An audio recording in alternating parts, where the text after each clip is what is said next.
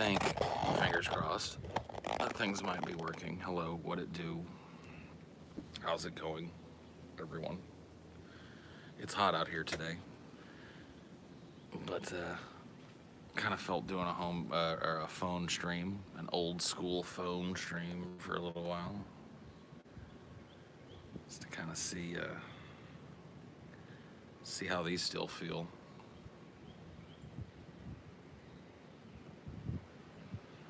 I did like your drawing. If you're the drawing that I'm thinking about. Hello, hello, hello, hello, hello. Good evening, good afternoon. On the classic set where the trees at. That's right, the trees. We have trees. You guys are looking at kind of the bar that holds my phone a little better than the trees, but you get the drift. You get the drift. Hi, Mr. Ego. What are we learning today? Well, I'm gonna wait for more people to get in here, and then I'm gonna give you guys a little spiel. Let's see what you think about it.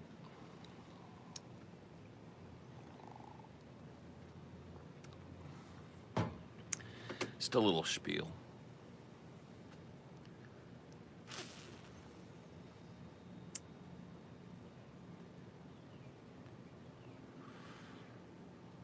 How big's the backyard? I mean, I don't really have a backyard to speak of. I live in an apartment complex that used to be an old golf course. So there's a lot of open spaces, but no backyard, so to speak. When I was live on DFF, my chats were muted, which confused me considering I was never live. I'm not muted on yours or TJ's channel. I don't know what to tell you, buddy. You pissed off a mod, or YouTube's filter was catching whatever it was you were trying to say, which happens a lot. Top chat is only shit that YouTube's algorithm has determined isn't spam and shit. So if you were doing something like that, or I don't know, it just depends, but whatever. I can try and look into it for you some other time. Right now I can't.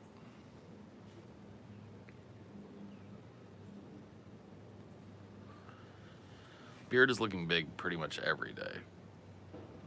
Hello, Ricklin Manchez.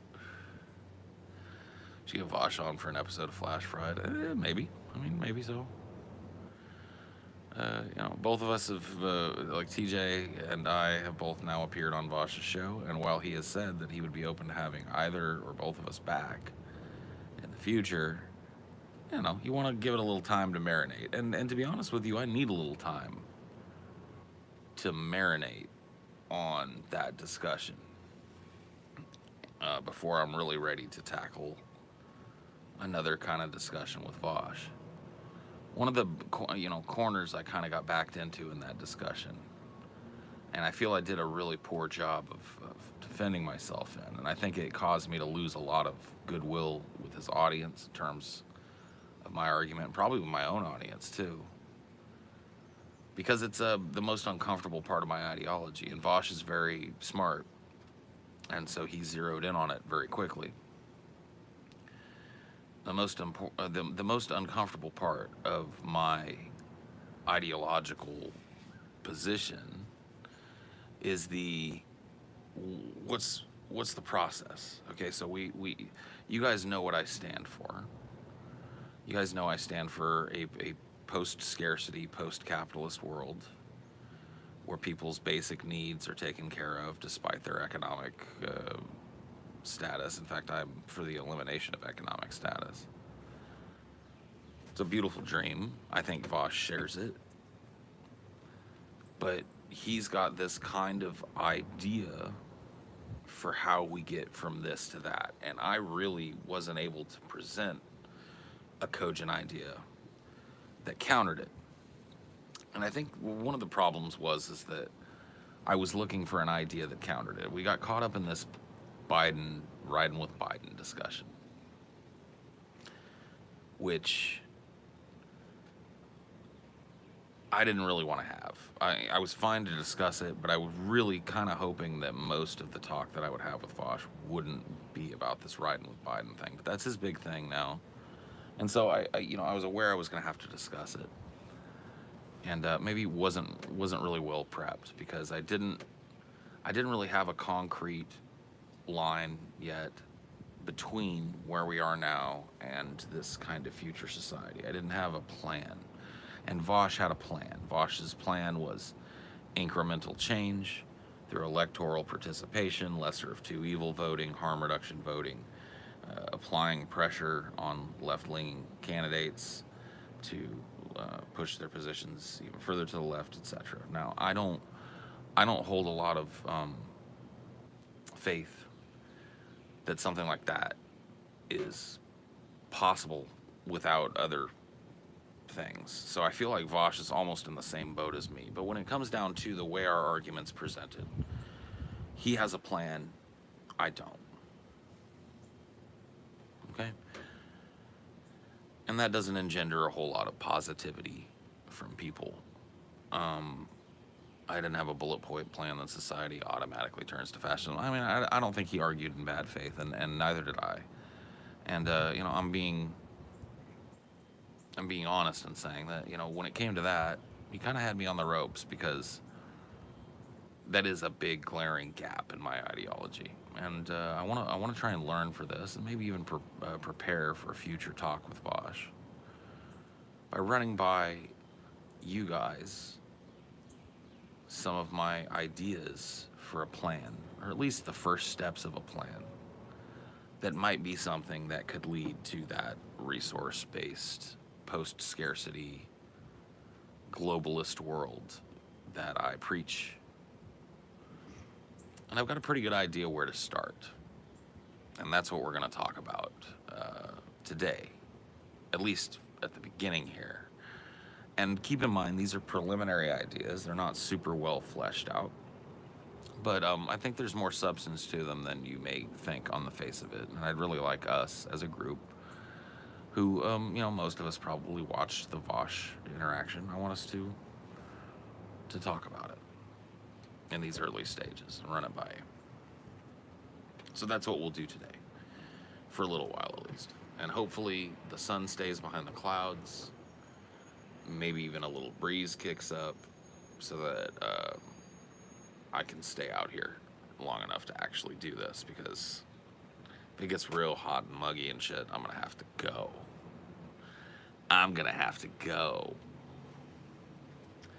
I didn't really pimp Highdeology on Vosh's channel, but I think that there's a possibility that, sorry for that, by the way, there's a big ass truck somewhere nearby, clearly. But yeah, I'd be willing to bet that there are a few people that maybe have wandered over from Vosh's channel, followed me because they thought I had some interesting points, and might be here today. So it'll be interesting if those folks are here to hear from them as well. Or if you're a fan of mine who's also a fan of Vosh, you took his side in the argument. So I called this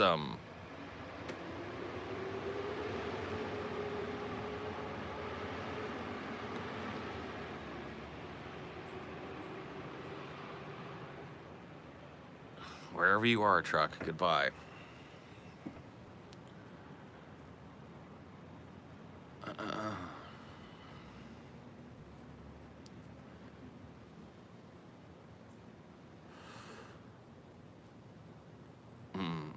If y'all came from Vosh, give us a V. Yeah, I mean, oh, interesting. There's at least one V in the chat, which is cool. V for trans rights, yes indeed. I felt kind of bad because I didn't do the trans rights meme until the very end. I was supposed to say that earlier. The chat really, I wasn't reading his chat for mental health reasons. Anyway, let's get started. No more dithering, no more bullshit. There's a couple hundred people here. It's worthy of talk. So I named this stream labor and solidarity. And solidarity in particular is a word that I want to start talking about because it is a word that the left doesn't use anymore. And it means something different than the current language that we hear coming out of most of the left. We hear a lot about unity in the left, and unity is different from solidarity. And I'm going to try and explain to you why. Unity means that we all have similar ideological positions. So if we're talking about left unity, we all have similar enough ideological positions and goals that we are unified with one another. We set aside some of those differences in order to provide a state on the left where there is unity. And you hear a lot of calls for unity on the left, right? Solidarity is different. Solidarity means that you set aside your ideological and political differences for a commonly beneficial goal. That's solidarity. And it's a very distinct difference. Because solidarity allows us to do something that we've been talking about on the left for a long time. And that is, how do we convince these people that are Trumpers? How do we convince people that are staunchly on the right wing?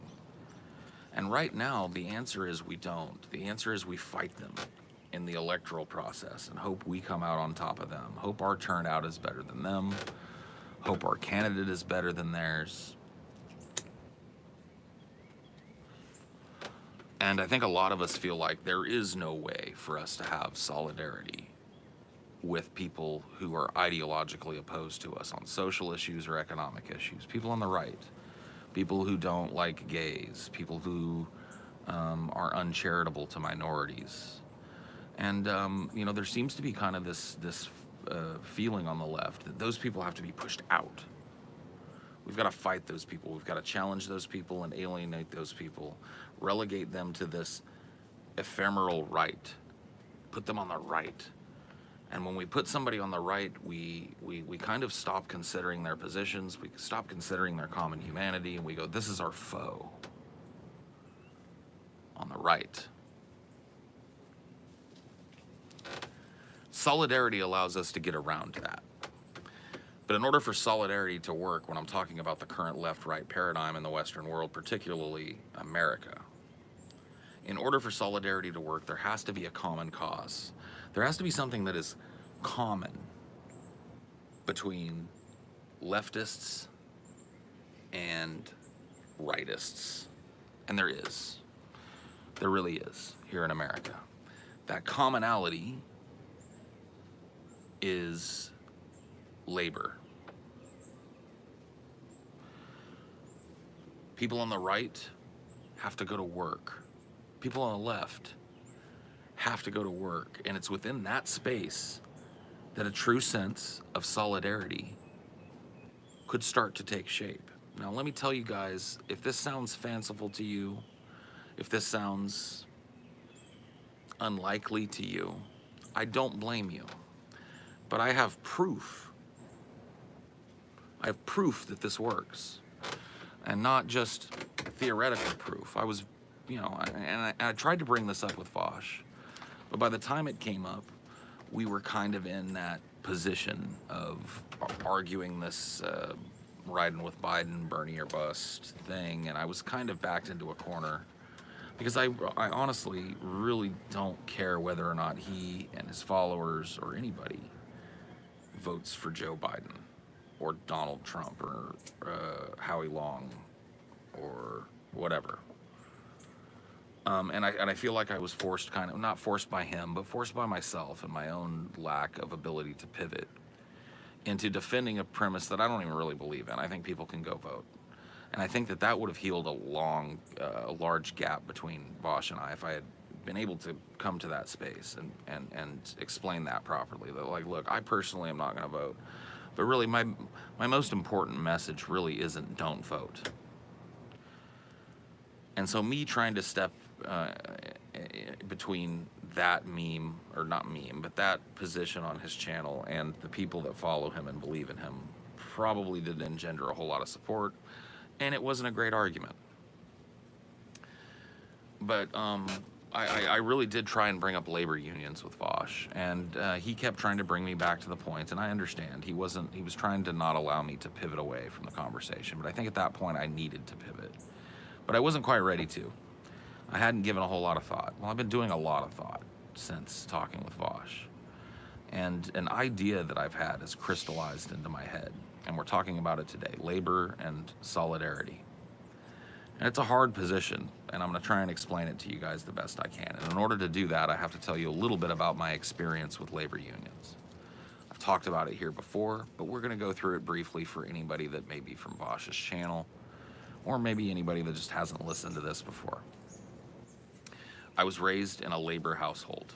Both of my parents were factory workers and part of a strong local union, local number 254, glass molders, pottery, plastics, allied workers. My dad was the president for about 6 years, and I was very privileged as a child to get to witness people deliberating and engaging in direct action as members of a labor union. Now, I grew up in a place where there are a lot of racists. In fact, if I'm honest with you, my parents themselves are racists. Many of the people that they worked with were white racists. Many of the members of the labor union were white racists. But in addition to those white racists, there were black folk, there were brown folk, mestizos of every kind. And when it came to the subject of labor, there was no conflict because of solidarity.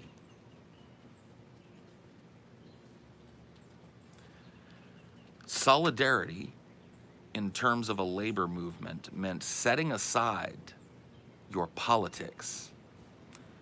And see, this is why I think this is such an important idea to discuss. Solidarity is a post-political idea.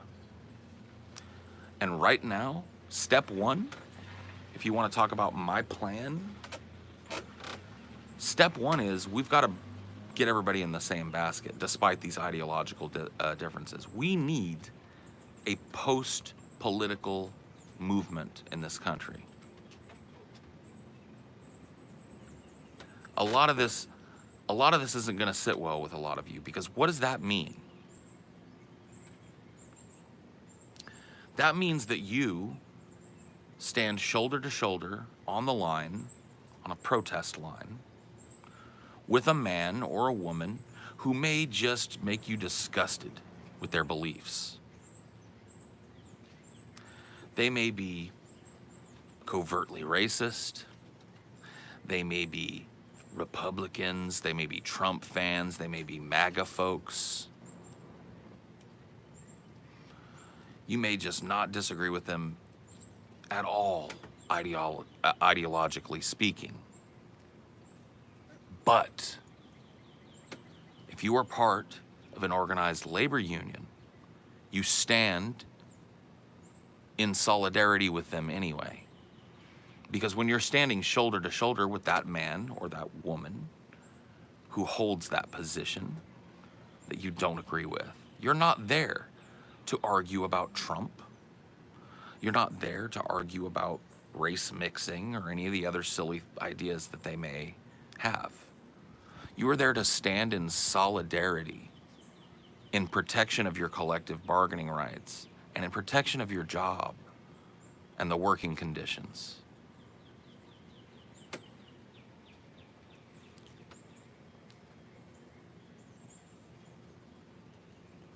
I grew up around this. I watched my parents, who I've already told you are white racists, stand shoulder to shoulder with Mexican, South American, Central American people that they worked with, black people that they worked with, mixed race people that they worked with, in absolute and unquestioned solidarity. Politics were left at home. And I was very lucky to see a number of times the very factory that my parents worked at shut down over a labor dispute. And let me explain to you how that would happen, because I think it's very important, because we're talking tactics here, folks. And I'll try and bring this together for you in a little more crystallized way as we go, but just follow the breadcrumbs for now, okay? Here's what happens at a factory that has a strong union with a strong sense of solidarity, and a union that has connections from the local to a national chapter. So that you have the backup of people that don't even know you exist, don't even work in your factory. So here's what happens. I've watched it. I've actually gotten to see personally and have very vivid memories of this entire process. There is a new contract that's being drawn up for laborers at the factory. And some of the things in the contract, nobody's happy for. Now, everybody in the labor union has different ideas for what it is they want to see in that contract and what it is that they want to see changed. So what it starts with is a bunch of really spirited meetings where people of all different walks of life, all colors, all races, all creeds, all economic backgrounds, and all colors are sitting together and arguing, just like we do now, arguing about what is best for this contract. I think it's this. Well, fuck you, man. It gets heated among these people.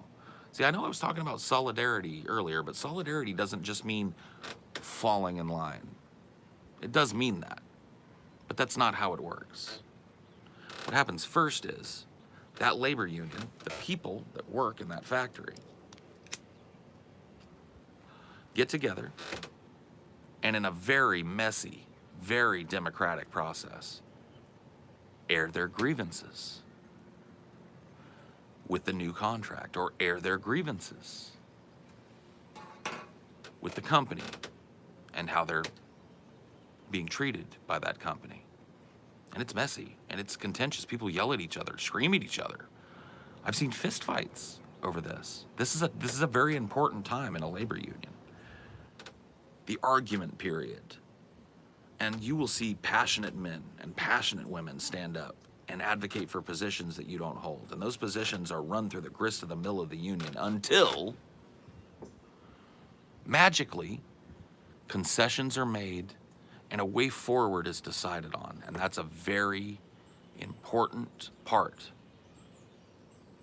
of labor organization, because it always happens. It may seem like it's not going to happen at first, but eventually, men and women come together, they air their grievances, they talk about this contract and how it needs to be changed, and eventually this beautiful moment happens after all the fighting, after all the fussing, after all the type of shit we do, me and Vosh bickering at each other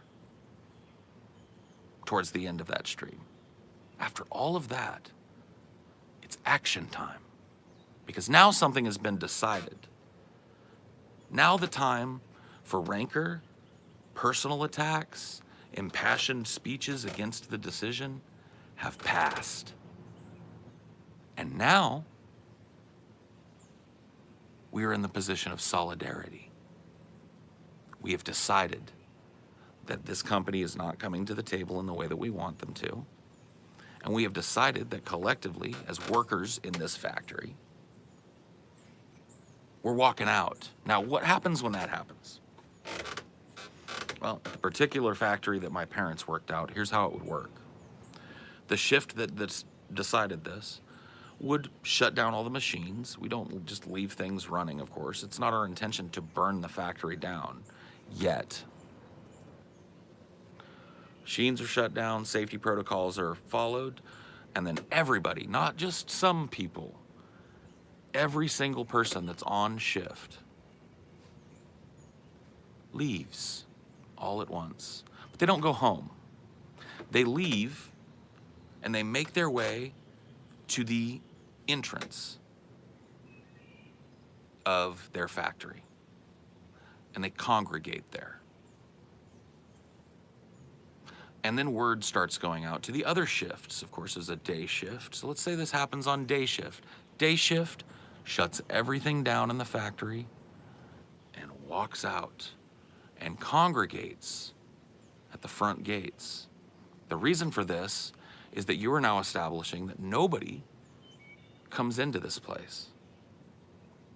And here's what happens. The day shift stands there. They stand there. They stand there, they might chant, there might be some protest signs, but for the most part, they're there to block the entrance to that factory. And then guess what happens? The swing shift shows up around 3 o'clock. The swing shift shows up, and a lot of them might not have checked their messages. They might not even be aware, okay, that there's a strike going on. But they show up for work, and they see. Today's the day. It's happened. And you know what kicks in? Solidarity. That swing shift, even though they know they risk their livelihood and their paycheck, when they show up, they don't break the line. They don't pass the protest line. They relieve it. The day shift gets to go home, get a bite to eat, get a drink of water, and now the swing shift is standing at the front of the gate. Now, why are they doing that? Why are they standing at the front of a gate? And why is that powerful? Well, and this is something that leftists are going to have to get used to, in my opinion. They're standing at the gate because when this type of thing happens, a company has tactics, a number of tactics in order to bust this collective action up. The most common one is the use of scabs. If you've never heard that terminology, I'm kind of sad because it should be one that everybody that has ever worked a job knows. Scabs are people that are hired temporarily so that the corporation can keep the factory running and starve out the protest. Oh, you guys don't want to work? We'll hire a bunch of scabs. They'll come in and work for less than you were working for. And then you guys can wait as long as you want to come back to the bargaining table, and they starve you out. So the reason that the swing shift and the day shift and the graveyard shift are standing, blocking the entrance to this place, is because when a scab shows up, he or she is not going to be let in. And here's where a lot of people might disagree with me. I'm not an advocate of violence, but in this case, if it escalates to that, if a scab pulls up and you tell them, look, this is a picket line. This is a general strike here at this factory. And what you're doing, see, scabs are always spoken to first and explained. The principles of labor and collective organizing are explained to scabs if they're willing to listen. You're not coming in here. And it's not because we're trying to take bread out of your mouth. We understand you're a temp worker, you're trying to get some work. We're not trying to do that. But you are not going into this factory. You're not working today. Now, a lot of times, once that's been explained to a scab, they turn around and leave. Sometimes they don't. Sometimes they say, fuck you. I work for a temp agency. I was told to come work here. I'm going through. I'm going to work. I'm going to get paid. Your struggle is not my struggle. And it's at that point that solidarity, once again, kicks in. Because ultimately what solidarity means is once that's been decided, once this strike has been decided, once we've decided we're shutting this motherfucker down until the corporation comes to the table, it's not opening. So if that scab tries to break the line, and I'm not trying to be a tough guy here, but I've just seen it happen. If he tries to drive his car through that line, some tire irons come out, and his nice little car or truck that he drove gets busted the fuck up. I've seen it happen. I watched a scab's little white pickup, a scab that refused to turn around and leave the picket line or join it, that was determined to like, I'm gonna inch my car closer and closer to this line, and eventually these people are gonna get out of my way and I'm gonna go get paid. He didn't get paid that day. He got his ass beat. He got his car fucked up.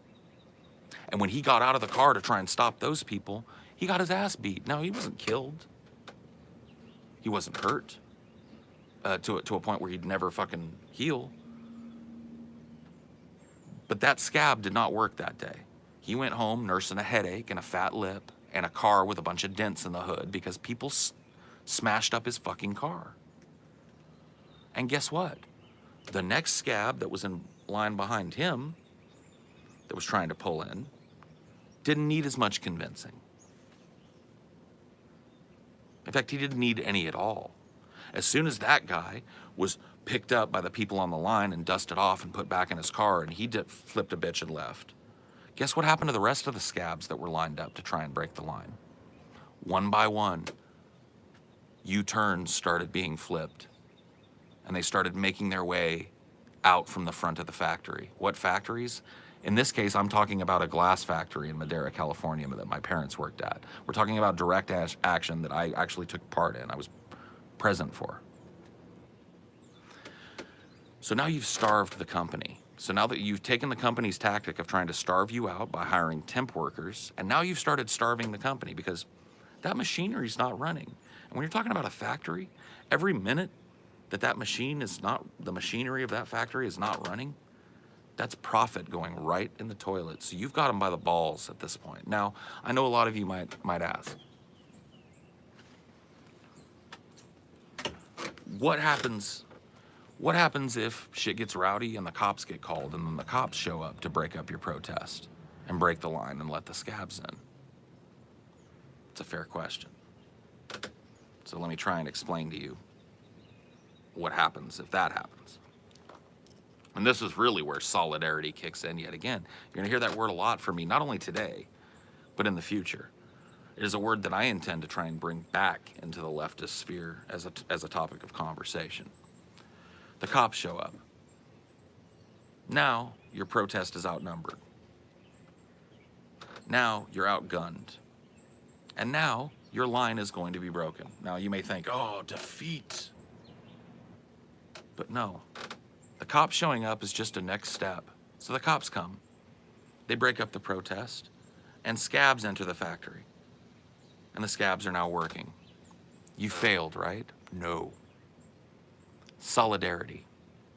Solidarity. What solidarity means is that people that don't even work in your industry get word, right? Get word that a group of people at a factory, unionized factory, collectively bargaining on their contract, has been busted up by the police, and scabs have been let into the factory to work. Guess what happens? Anybody want to throw up a theory in chat as to what the next step is here?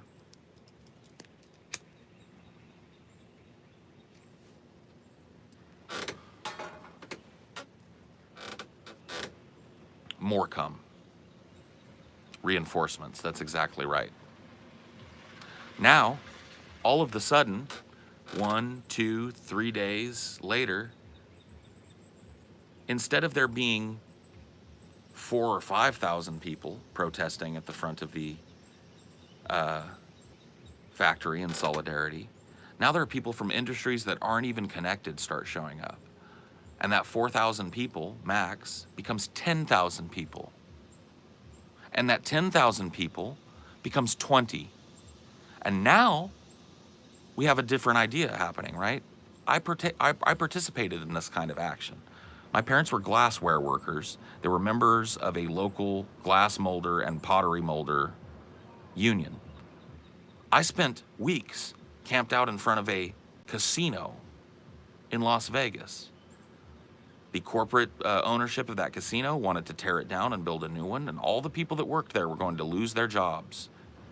They were not being given a guarantee of rehiring once the new casino went up. And so people from all over the country, glass workers, cops, teachers, factory workers of all stripes, unionized people in solidarity, showed up to Vegas and got those concessions.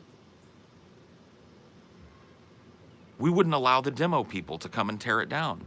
We blocked them. We blocked the construction and demolition people that were there to tear it down. And our message was, until you meet our demands, until you come to the table and make some concessions and agree to hire these people back, these union people back that we stand in solidarity with, you're not opening your fucking casino. You're not even tearing down the old one. And after a couple of weeks of holding up their capitalistic ideas, guess what happened? They came to the table. And guess what concession they made? The concession to rehire all of the previous employees as new employees in the new casino. And the beat went on.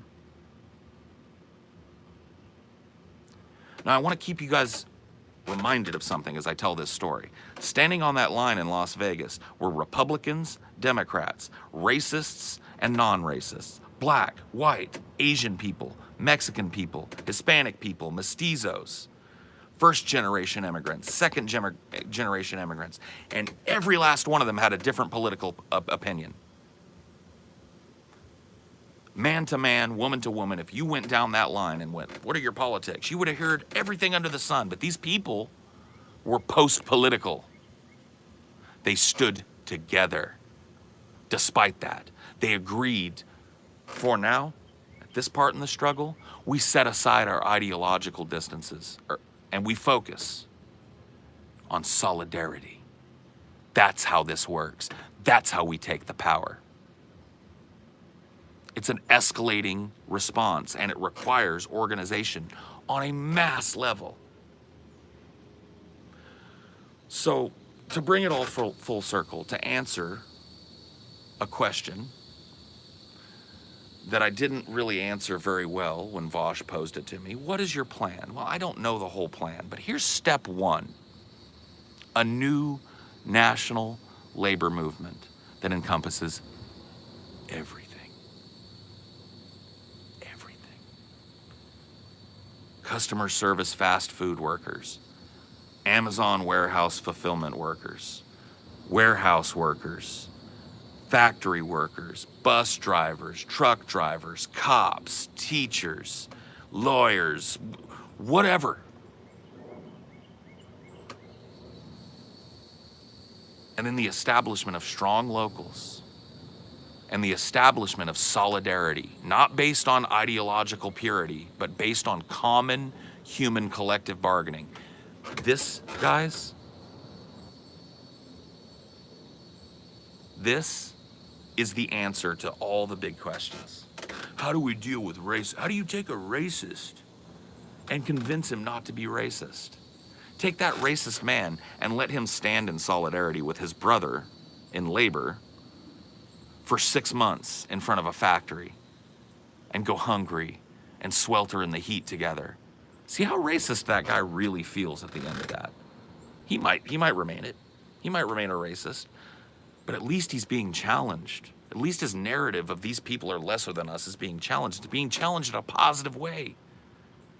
Collective bargaining, collective action, and solidarity.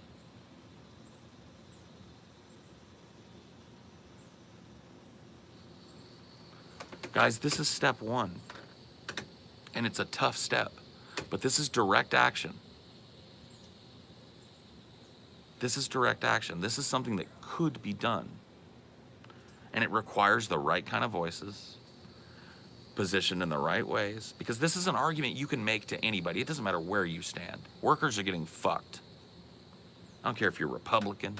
I don't care if you're Democrat, Independent, vote Green.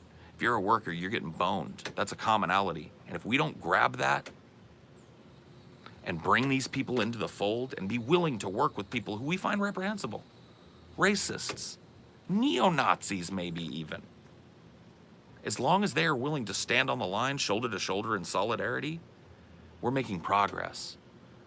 We're taking the power back from these companies. We used to have that power. Unions used to be incredibly strong in this country. And they were undermined and weakened because of complacency, because solidarity failed.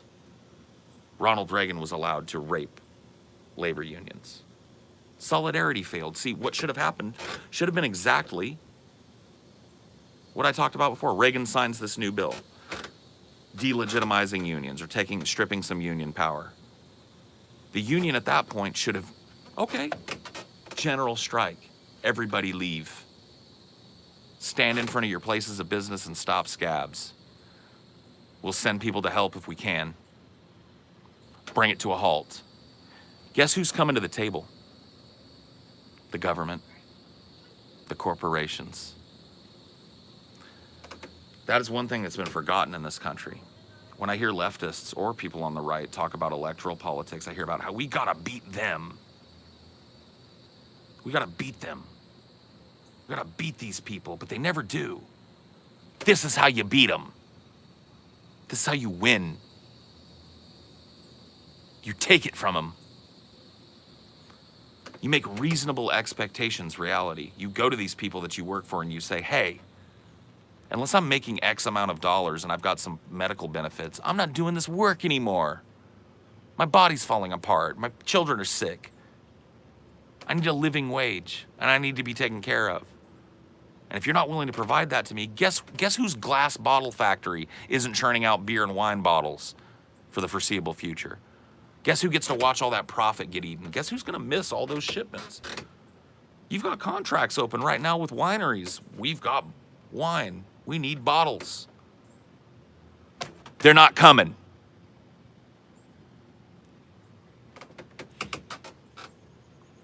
That shipment of wine bottles is not coming till you come to the table and make some concessions for the people that make them.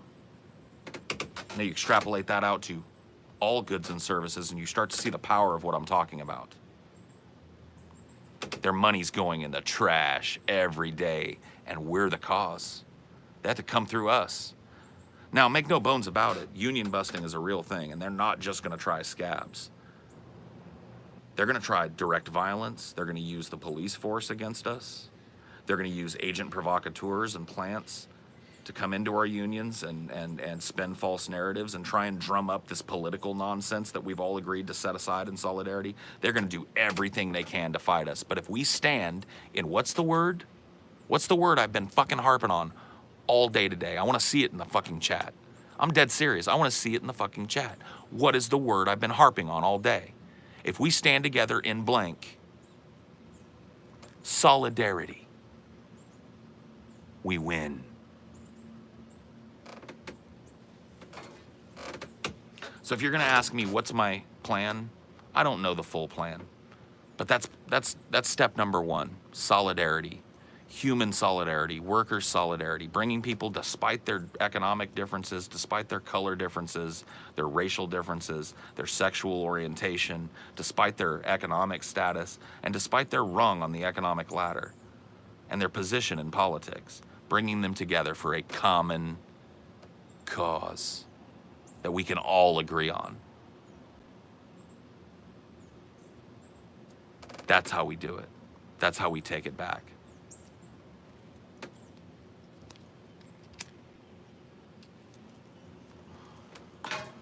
So this is a little preview for you guys, because when it comes to my ideology, you guys are going to start hearing me harp about this a lot, because there seems to be a lot of people with no answers.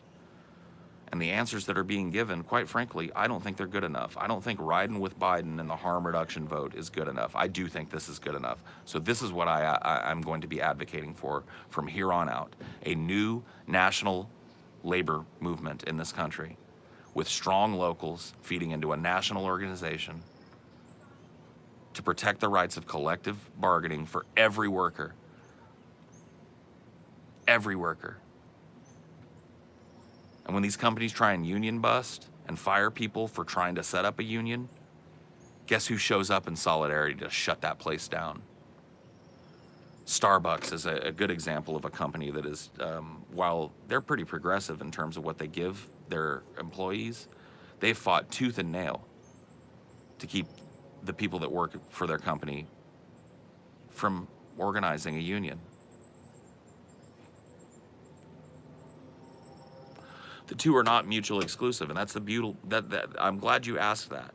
That's the beauty of this. It puts me out of contention with Vosh at all on that subject. You are riding with Biden. You think that that's something that you can do in solidarity with you, brother? Go do it, because we have bigger things on the plate.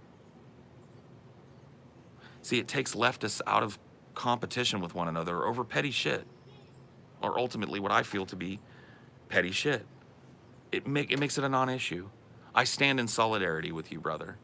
If you think that riding with Biden is going to be the harm reduction vote, then by all means do. I myself do not vote, but we're on the line together. And that doesn't matter.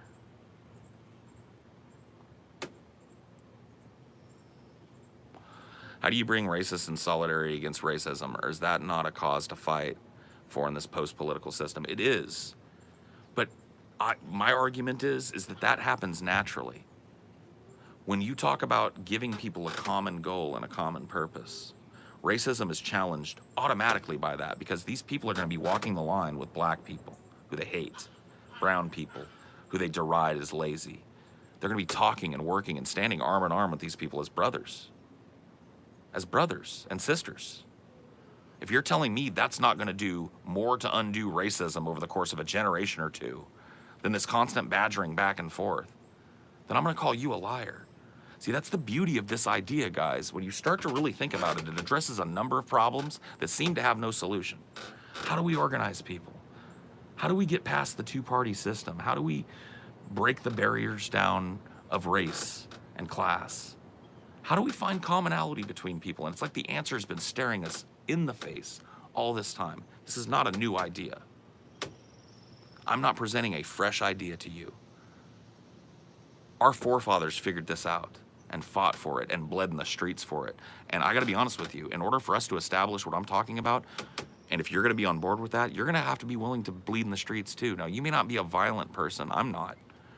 But if you're standing the line and your brothers are fighting off a group of scabs who are trying to break that line, you need to be ready to throw blows. You need to be ready to follow those brothers into combat and to do what you can.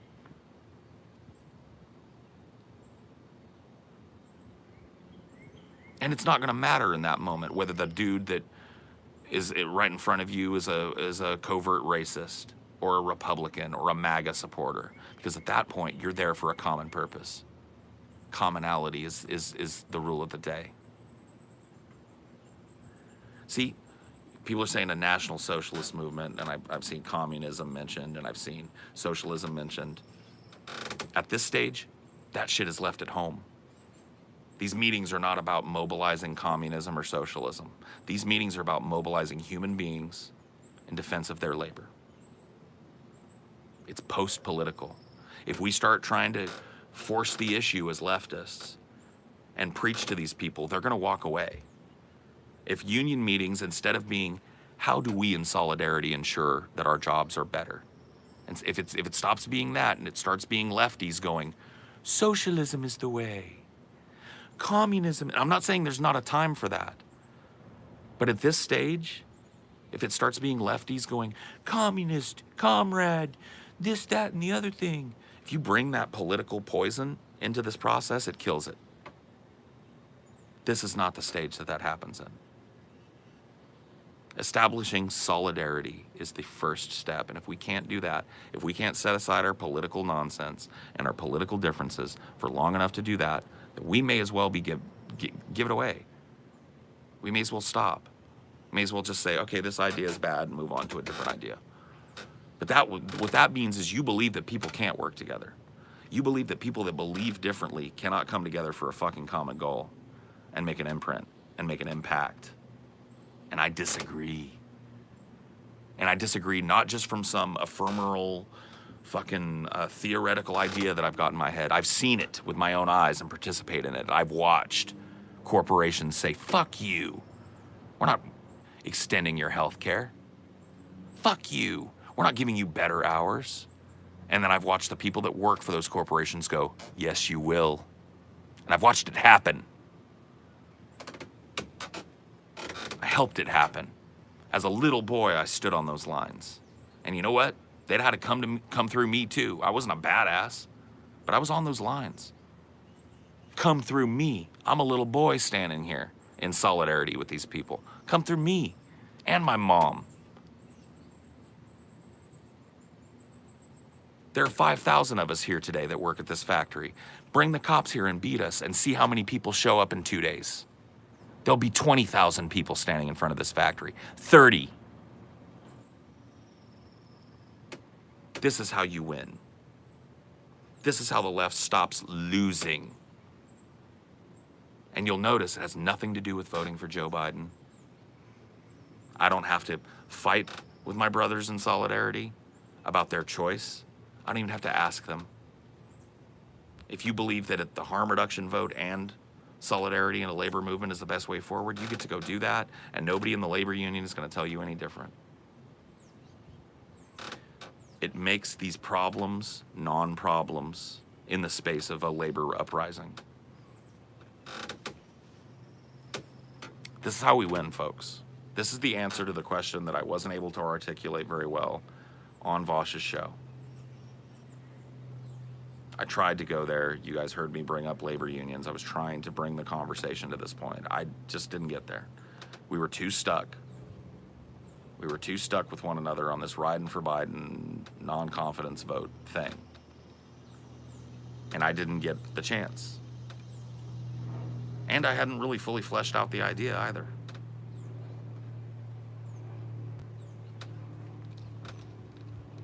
Step 2. Okay. Let's talk step 2. Step 2 becomes a little theoretical. But I think that that's natural because we're assuming that step 2 means that we have established in solidarity with our brothers and sisters a national labor movement. And we have in large part taken back the reins of this economy by using our labor as a bargaining chip. So we've established this new national labor union. Workers' rights have increased. Poverty has decreased. Step 2. Over the course of that hard-won battle, a lot of people's politics are going to change, just naturally, because they're going to be confronted with things that stand in direct opposition to things they were told to believe. A lot of these people are going to be leftist. A lot of these people are going to be Republicans. A lot of Republicans are going to join this fucking movement. And they're going to come out the other end of it going, you know what? Maybe black folks aren't that bad after all. Maybe Mexican fellas are just as hardworking. There's going to be a lot of that kind of mind changing. So step 2 becomes taking this collective bargaining power that we have and continuing to use it. But in this case, not necessarily just against the factory owners. Now that we've got this critical mass of people that are willing to mobilize in solidarity with one another for a common cause, now we've got a group of people that we can send to Washington, D.C. and shut that down. Now we've got a group of people that we can stand in the National Mall in solidarity with one another in a show of numbers. Can't shoot us all.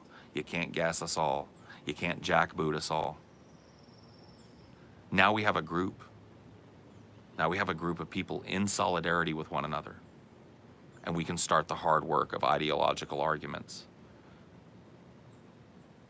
And that happens at these union meetings. That's where people, remember when I told you at the beginning of this, that before we've decided that we're shutting this place down, it's heated. That's where this happens. Now that we've established a baseline solidarity with one another, brother to brother, sister to sister, human to human, then the hard work of ideological battling starts. Then the hard work of who's the enemy, how do we stand in solidarity together, how do we find a bridge to bridge the gap between our ideological positions. And we are way better prepared for that at this point, at this theoretical point in the future than we are now. People are way more ready to listen to people who don't believe the way they do and to make concessions on their positions at this point than they are now. Right now, we don't even listen to one another on the left and right, talking past one another. MAGA, MAGA, MAGA, lefty, lefty, lefty, blah, blah, blah. Hillbilly, retard, right-winger, fascist, blah, blah, blah, blah, blah, blah, blah, blah. Get all those people in the same room together because they're all working people. Those conversations take on a different tone and a different timbre. That's step 2. Step 2 is when things become political. Step 2 is when leftists come out and say, look what we've done with this collective bargaining. Look at the concessions from the owner class that we've got. Here's our argument for a national political movement. Here's our argument for taking this union movement and politicizing it. And there will be people on the right that will say, absolutely not, this is terrible. And that hash out process will happen, all the while remaining in solidarity with your brothers and sisters. So while we are hashing this out, if they go and fuck with somebody at a factory or a chain of factories, hey guys, you know that spirited discussion we've been having at union meetings about the best political way forward? Table it. Leave it here in the room, because we're going to Las Vegas. There's another company trying to shut down a chain of fucking casinos in Las Vegas. They are not providing collective bargaining. They are not respecting collective bargaining, and they are not providing a parachute for the people that worked and made that casino run. So brothers, sisters, I understand that we disagree very vehemently on this, but it's time to set that aside and stand in solidarity with one another and make sure that our brothers and sisters in Las Vegas or Minnesota or Maine or Hawaii or Alaska or Kansas or California aren't trampled on. This constant collaboration and this constant idea that solidarity hangs over all is going to make political discourse in this country actually productive.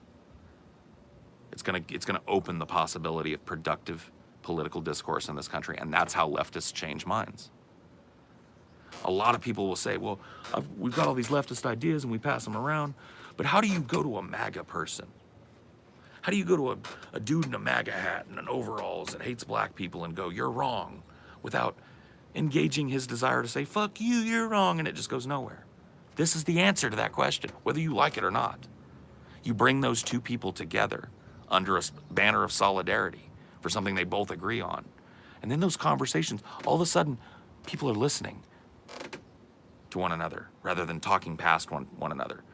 People are listening to the argument, not just parroting Glenn Beck talking points, not just parroting Tucker Carlson talking points or Rachel Maddow talking points. They're listening to one another because they have reaffirmed their common humanity.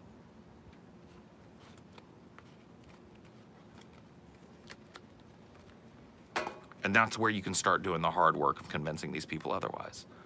You got your foot in the door now. And leftists can start making the argument for a broader leftist takeover of the government, a revolution.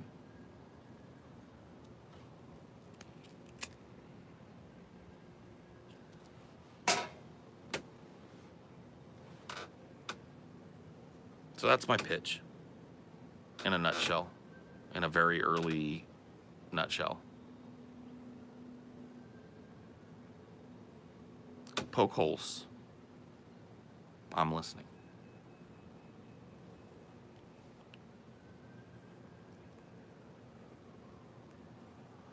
What do you think left-leaning white-collar professionals should do to support this movement aside from not buying from the bad actors? Stand in solidarity. If you're a white-collar professional that works for a company that is fucking with its blue-collar employees, then you unionize and you walk out too. You leave your desk job. You stand in solidarity with your brothers and sisters. That's how you fight it. See, this is the answer.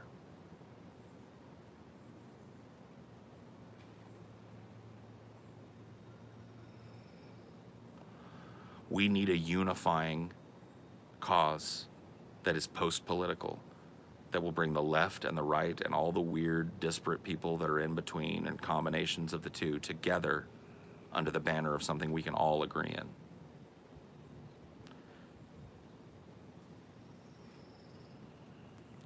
Vosh has said and argued that jobs should be ran as a collective, but he wants the government for, well, this is how we get there. So I'm not necessarily all in on this idea of collective ownership, worker-owned collectives, but I'm not against it either.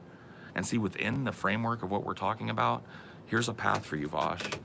Here's a path for you, Vosh, and anybody that feels like Vosh that thinks that worker-owned collectives need to happen. Here's a path that it's an actual possibility. Here's how you get there. You start by organizing labor on a national scale. You start by introducing the idea of solidarity to a people that have been torn apart by partisan politics.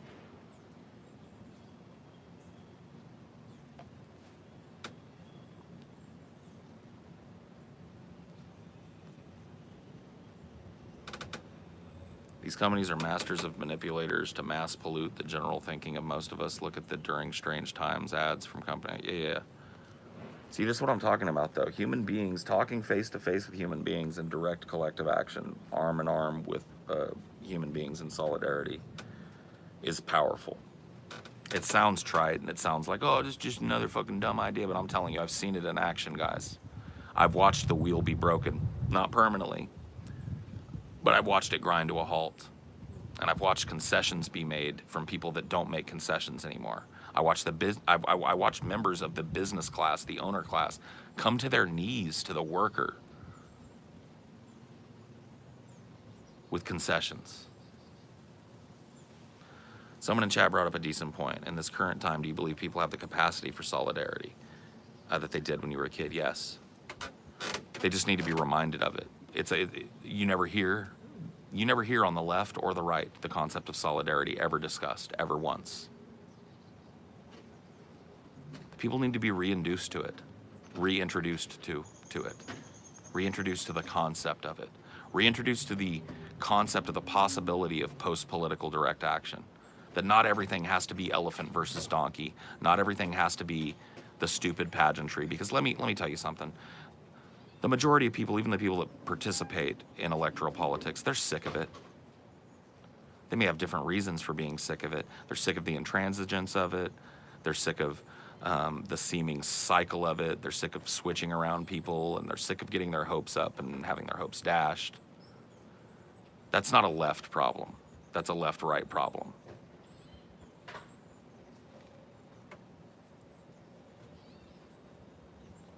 I'm not presenting this to you as a socialist idea. Now, it may have its roots in socialism and communism, and the idea of seizing the means of production.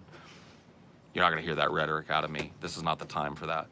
I'm not presenting this to you as a socialist idea or a communist idea. I'm presenting this to you as an idea for the common working person to come together in solidarity with their brothers and sisters despite political leanings and fight for a common cause. And this is it. This is the only subject on which you're ever even going to make headway on this. It may not be possible. I may have fanciful ideas, but this is it, guys. If you're a leftist and you believe in the advancement of leftism in this country, and you believe in the change that needs to happen in our government and the structures of it, this is it. This is your path. This is something that we should try. Because if we do it, I've seen it work. See, this is not theoretical. I've watched working people, all of them, different political backgrounds, racial backgrounds, sexual orientation, gender makeup, stand in solidarity on a line and break the wheel. I've seen it happen. This is how we do it. We don't do it anymore. We're weak. We're capitulating. And I don't mean to be all like, violence, violence. We're not willing to bust heads anymore. The left has become weak and capitulating. And the way forward is not antagonism. The way forward is solidarity and the willingness to stand on a principle and fight with your life and maybe even give your life for it. Because make no bones about it, these corporations are not going to stop at scabs.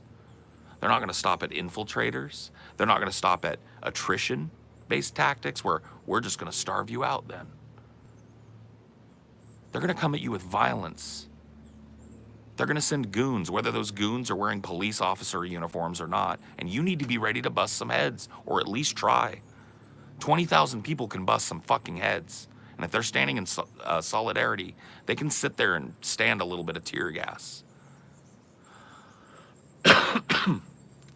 They can throw some of that funk back at the fucking fascists trying to break up their strike. They can win. The left can win. We don't have to be this weak, capitulating, Biden-supporting bunch of do-nothing nobodies anymore. We can win. We got to eat a little humble pie first. We've got to be willing to go post-political for a while. We've got to be willing to set aside these divisive social issues and put something above them for a little while. That doesn't mean you stop work on them. I'm not saying you set aside trans rights. I'm not saying you set aside, your dreams for the future. I'm saying you put something above them. You be willing to subvert yourself. Abortion rights, another one. I'm not saying we walk away from Roe v. Wade or activism to to preserve it. I'm not saying we walk away from riding with Biden or other similar types of tactics. I'm saying we are willing to put something above it. And that concept is solidarity. That concept is, this is a human being that I'm looking at here, and I may not agree with him, and he may have some reprehensible views. He may think that black people are inferior, but you know what? We're on the line. That's a conversation for another day. Today, we are here in solidarity with this man and every other man and woman standing here. If we're not willing to suck it up and work with these people, we are never going to change their minds. If we're not willing to suck it up and stand shoulder to shoulder with these people on common interests, we are never going to change their minds. We can just relegate ourselves to this endless back and forth talking past one another thing that goes on between the left and the right. You pwned me, I pwned you. Oh, Sticks, Axe, and Hammer pwned Vosh. Vosh pwned Sticks, Axe, and Hammer. If that's what you want, disregard everything I'm saying. Disregard the concept of working with these people. And let's keep doing it. And let's see where it gets us. Let's see where squabbling amongst one another in this country, working person to working person, gets us as far as any real revolutionary socialist or communist change that you may believe in. Let's see where it gets us, badgering one another and talking past one another. Reach your arm across that aisle and find something common with that man or that woman that holds that reprehensible position. Become friends with them. Stand in solidarity with them on the line. Beat scabs with them. Refuse to break the line when the cops show up and launch tear gas at you. Help them wipe their faces if they get it bad, and see if their position doesn't change. And yours too.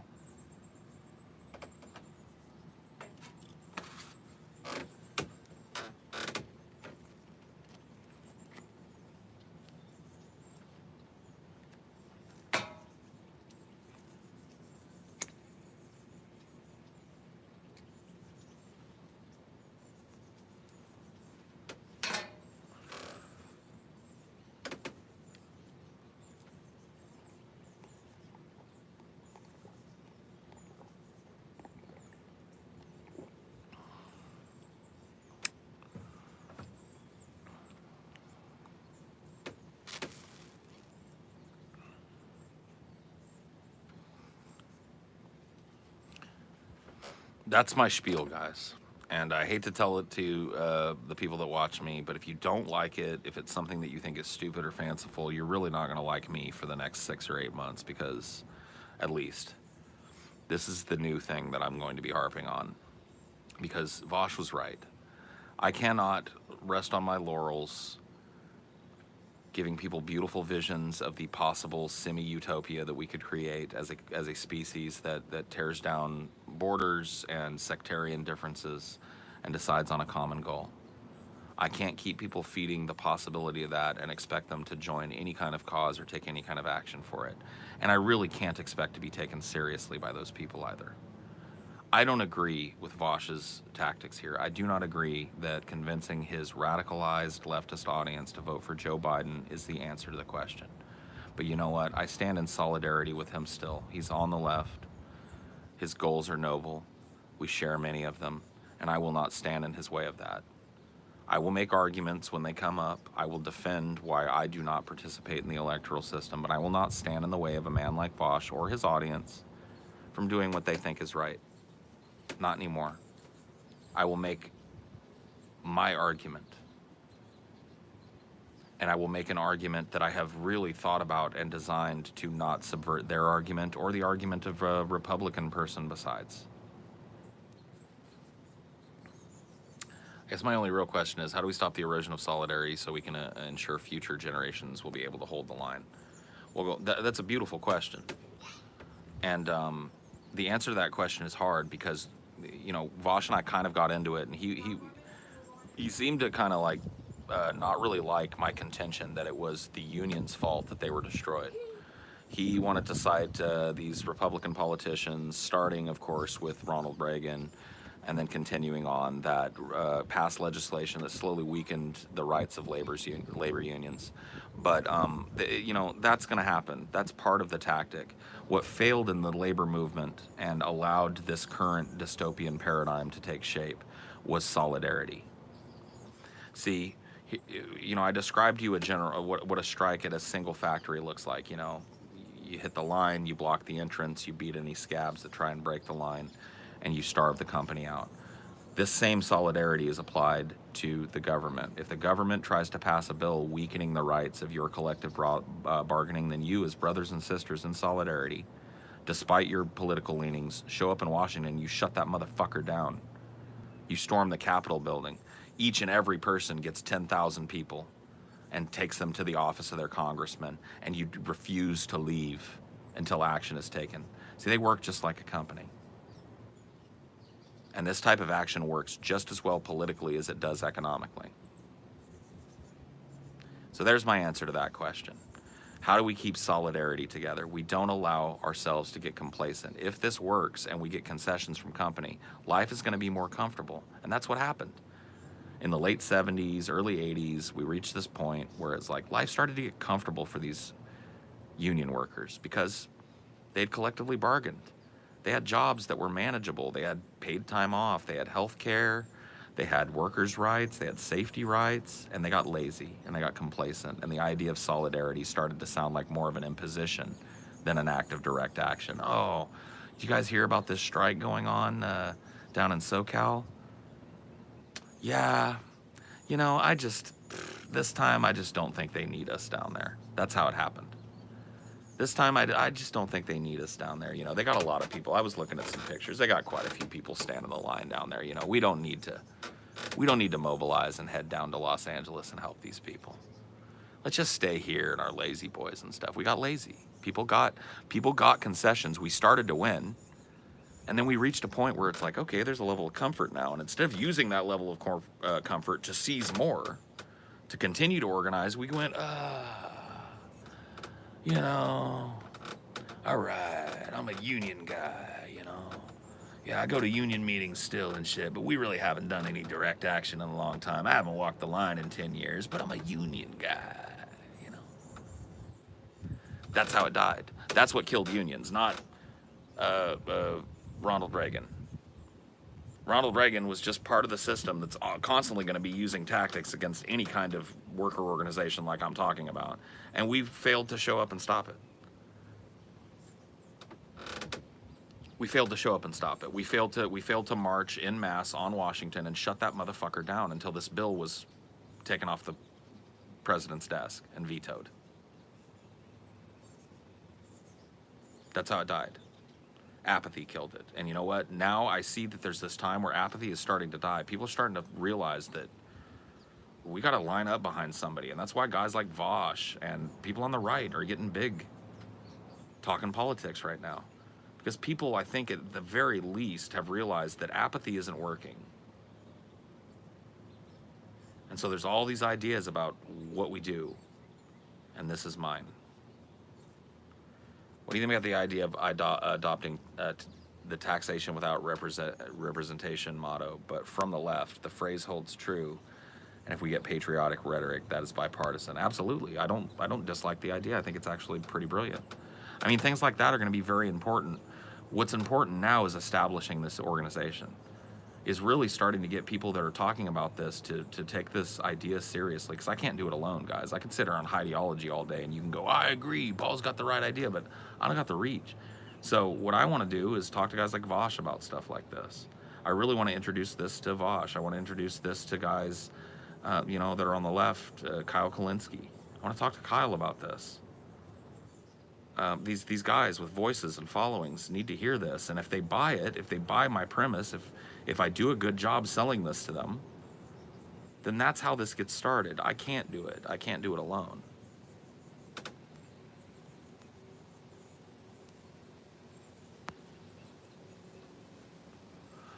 On Vosh, your arguments honestly came off a little weak and idealistic, not very practical. You definitely thought really hard about more solutions to these issues since then. I really have. But this idea was already in my head, And I was trying to introduce it in the Vosh conversation, but yeah, I agree. That's not his fault. It's my fault. I was bad at moving the conversation towards this topic. We got stuck in this, well, harm reduction thing. And, you know, honestly, he won that point. Yeah, okay, fine. Go harm reduction vote for Biden. But what next? Then what? Well, his answer to that is, then we can put pressure on these politicians and force concessions out of them. Okay. Look, I don't have a problem with that. I don't know that I necessarily believe that that's going to work, but go forth, brother. In solidarity with you, I will not stand in your way. Go pressure Biden, and I hope you get some concessions from him. I don't want to stand in Vosh's way. I don't think this does. I don't think this idea does. I don't think this idea of labor organization stands in the way of any of those goals. It does not mean that you, when you're not taking part in direct labor action, can't be advocating for trans rights. You can't be advocating for, you know, whatever candidate you feel best represents you or is, you know, best representative of your interests. Like it's not like you're forced to stop doing that. So this is a really great idea because it doesn't exclude Vosh. It doesn't exclude Vosh and the people that listen to him from doing what they do and what they believe in. They don't have to listen to everything that I have to say. That's the point of this. The movement that I'm talking about is post-political for a reason.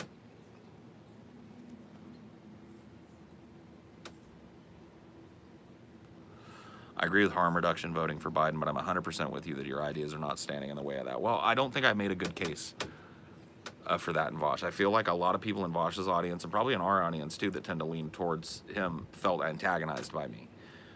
Because instead of offering this solution that didn't, you know, I really wasn't ready at that point, I guess, to articulate this solution. And this solution is a solution that doesn't stand in the way of their closely held beliefs. It doesn't stand in the way of Vosh's message of riding with Biden for the harm reduction vote. It doesn't stand in the way of participation in electoral politics for them. It's post-political in that way. Vote for who you want to. Brother, whoever you vote for, that is your choice. I'm still here in solidarity with you. If you voted for Trump in the last election, brother, here I am. I'm locked arms with you, standing in front of this line, and no scab is coming through me lest they come through YouTube. This does not stand in the way of that.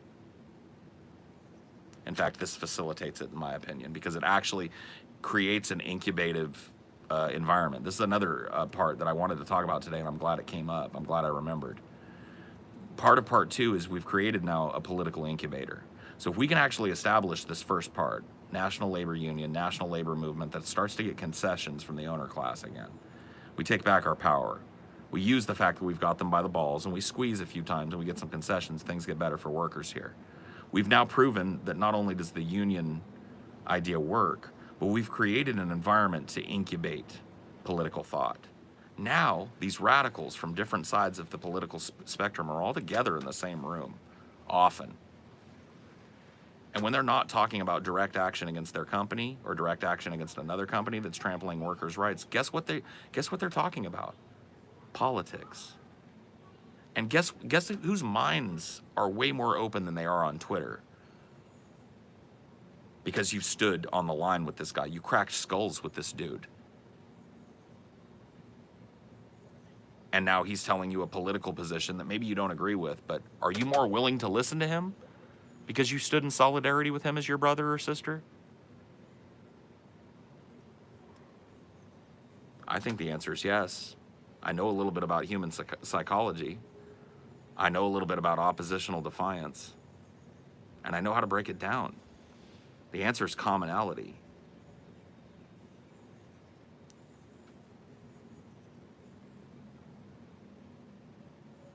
I'm all ears, guys. That's the basics. You know, and I'm going to flesh this out, and I'm going to get better at talking about this as time goes on, and I'm going to get better at countering arguments against it. But, you know, you may not like it, but this is what you guys are going to be hearing from me.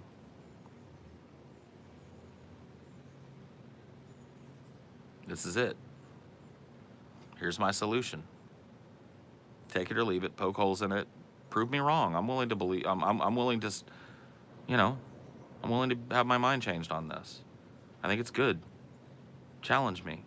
But I want to get this message beyond just me, beyond just this audience. I want to put this message in front of Kyle Kulinski. I want to put this message in front of Vosh. I want to put this message in front of the other leftists and right-wing people on YouTube. At least in this space, I'll go on any show. You know, I'm not even a show goer. I'll go on a right-winger show and have this talk with them.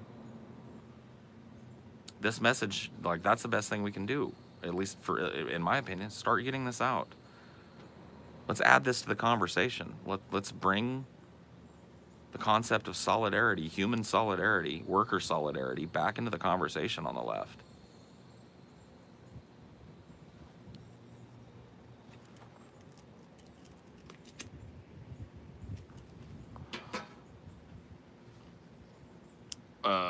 As a content creator, you've agreed to abide by terms of service which nudity violates. If this activity continues, it may result. Oh, that's just a troll.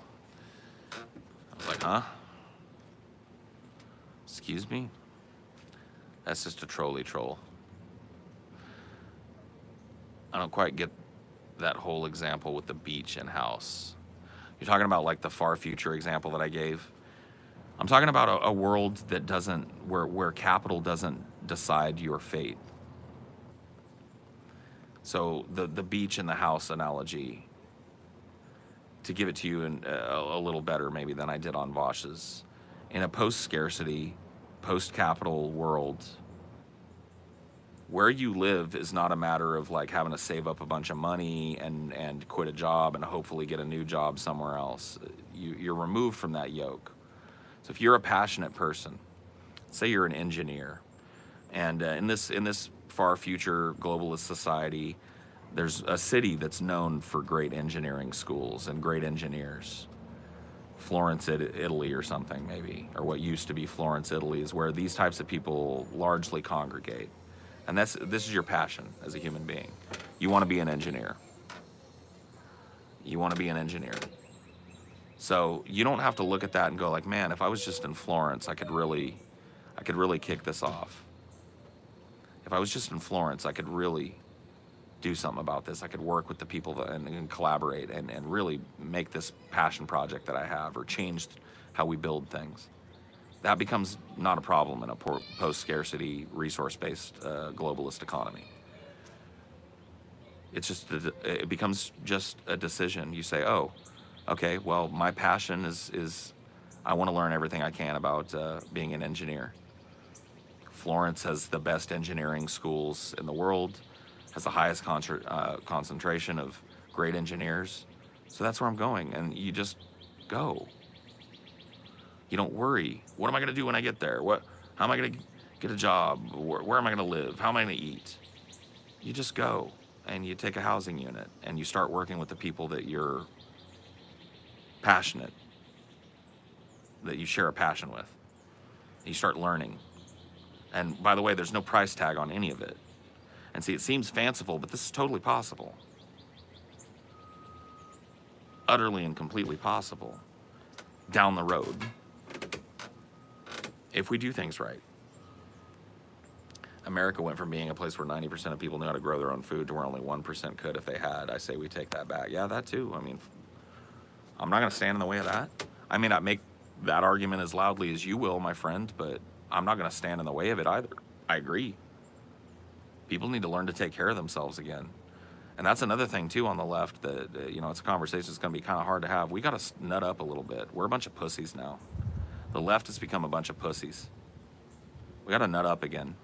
And this is part of that. This labor movement that I'm talking about is part of that. We need a left that's willing to bust some heads if that's what needs to happen. I don't glorify violence. I don't relish the idea of it.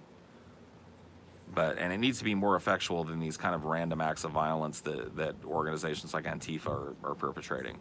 That is not engendering a sense of fucking commonality and humanity. Somebody on the right sees that and it just, look at these thugs. Look at these idiots. Look at these violent scumbags on the left. This is divisive, and it's hurting our cause. I'm not talking about that kind of violence. I'm talking about violence and solidarity and protection of your collective bargaining rights. We gotta stop being pussies. We gotta harden the fuck up with our rhetoric. We gotta stop being so capitulating.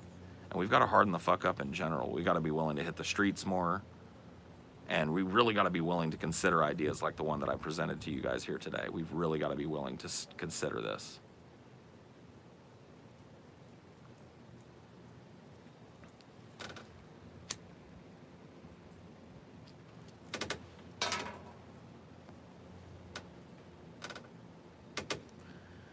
Hi, Paul. Do you agree with leftist labor solidarity supporters arming themselves during peaceful protests like the old black? Absolutely.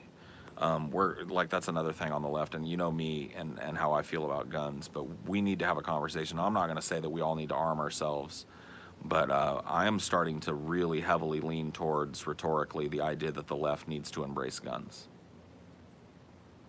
Not necessarily in the same way that the right seems to have embraced them, but it's time for leftists to get over this gun fear, because I hate to say it, but we might need them. I hate to say it, but we might need them. I hate guns. I don't like guns. I don't like being around them. So this is not an easy position for me to take, and it's not one that I'm totally sold on yet. But it's very early in my mind, and I'm willing to at least put the idea out there. I think it might be time for the left to embrace guns. I think it might be useful. Am I going to get a gun? I'm thinking about it. I'm thinking about, there's a gun store walking distance from me. I'm thinking about going in and getting a shotgun and keeping it for home defense and question mark, question mark, question mark. I'm very comfortable with shotguns. I shot a lot of shotguns. I'm thinking about getting a 12 gauge.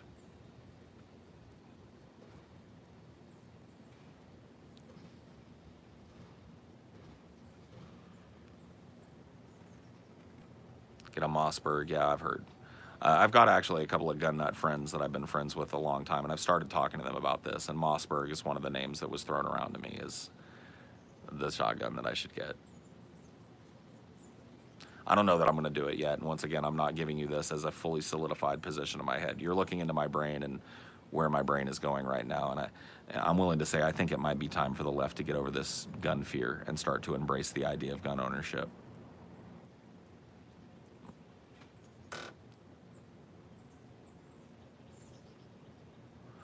I know suicide rates are high because of guns, doofus, but we really can't do any of the things that I'm talking about if we're not willing to fight fire with fire, and they will bring guns. Make no bones about it. This national labor movement, they'll try and kill it in its cradle.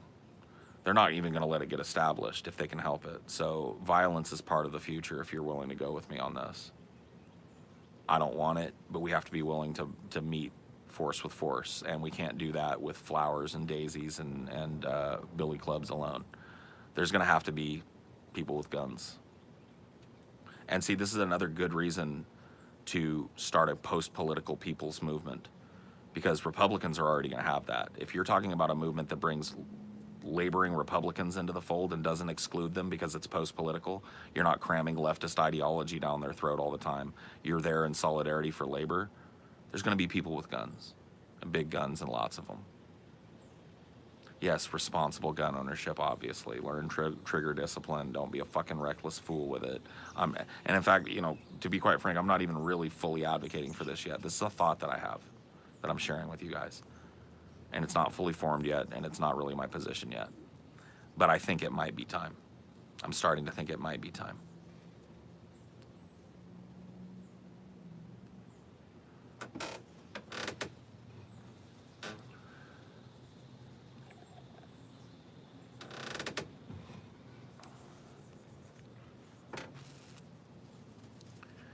I used to skeet shoot when I was a kid. I did most of my skeet shooting on a little 10 gauge, but I did a lot of skeet shooting when I was a kid. I'm a pretty decent skeet shooter. Like, I liked it when I was a kid. You can get into shit like that. I don't really foresee myself doing it, but there's a good chance in the next year or so I get a weapon, and there's a good chance in the next year or so you start hearing me calling for leftists to start doing the same, or at least considering it.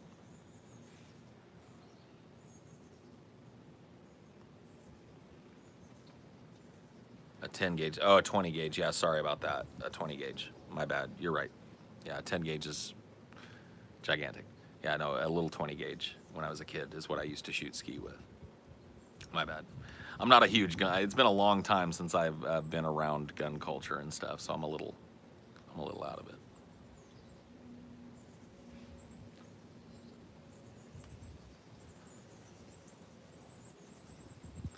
I think any union movement that's worth its salt will necessarily be armed as to prevent the easy dispersal of our protests. Yes. Oh, no, absolutely, I agree. which is why I love this idea of it being so post-political, because once again, we've already got this whole group of people who are also laborers. These are all working people that have a lot of fucking guns, man. And if somebody's going to come at them, if you can instill in them a sense of importance that is post-political, like labor and like the protection of their collective bargaining and like the ability to come together and make reasonable demands from their employers, they're going to bring those guns when they're needed. But I do think that the left probably needs to start thinking about taking that into our own hands, because it's going to take a while for this. This is going to be a hard-won idea for a lot of people on the left and the right. There's going to be a lot of opposition to this. To me, it's very exciting to me. But this is going to be an argument that's going to have to be made and made and made and made and made, guys, to people that don't believe in you, that don't believe in what you're talking about. And you're just going to have to do it if you really believe in this. Because if we can get there, we have a chance.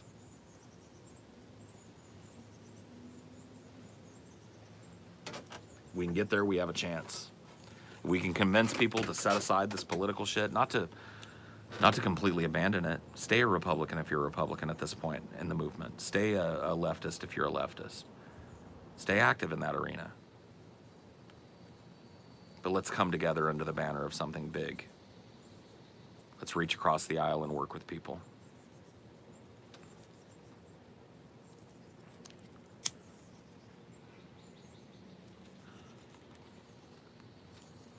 If you have any doubt as to the power of solidarity, just look at how many times the cops get away with killing black men. It's the network. Right.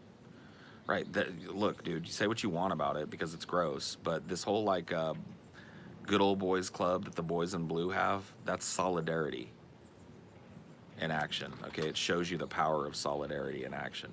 When a cop kills a dude, most cops rally around the cops. They may not feel, personally that those cops did right, but for the most part, they remain in solidarity with those cops. And that's how they do it. And we got way more people. Yes, we do.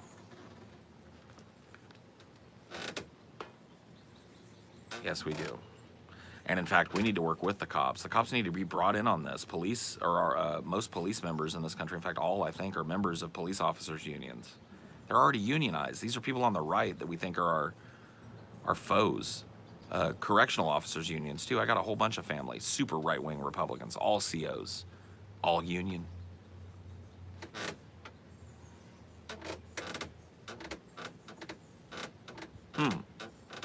Seems like some people on the right have already embraced this idea of solidarity. Maybe they just need to hear it from us.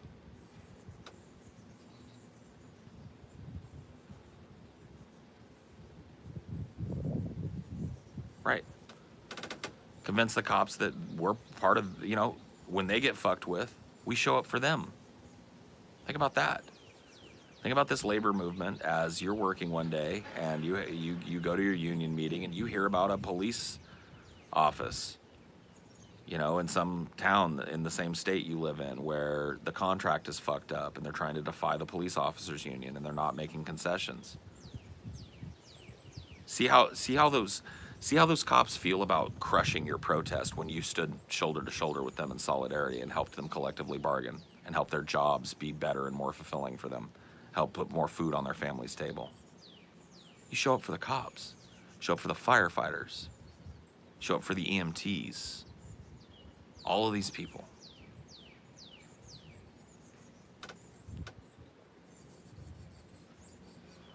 It's how you break the wheel. That's how you make the change. We're ahead of ourselves in this ideological battle, and we're talking past one another. We need unity first. We need solidarity first. Then the rest of this can happen. Then we've created an environment that can incubate these leftist ideas. And we can start winning the loss here.